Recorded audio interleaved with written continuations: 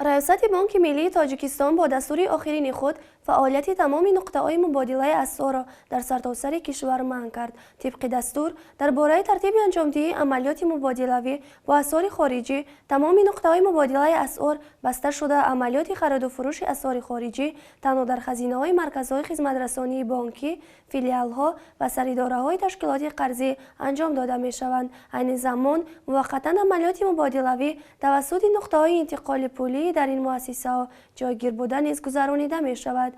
در معلوماتی در این رابطه انتشار نموده بانک ملی قید می شود که در دهه سوم ماه نوامبر سال جاری وضع بازار نقدی خرید و فروش دلار آمریکایی بازم نااستوار گشته، صورت تغییریابی قرب نقدی نسبت ماه‌های گذشته به مراتب زیاد گشته است. همچنین ذکر گردیده است تحلیل بازار نشان داده است که کارمندان علایده نقطه‌های مبادله اسعار از چنین وضع سوء استفاده برده با هر گونه راه و واسطه قرب فروش دلار آمریکایی را به اساس خودسرانه بلند می کردند.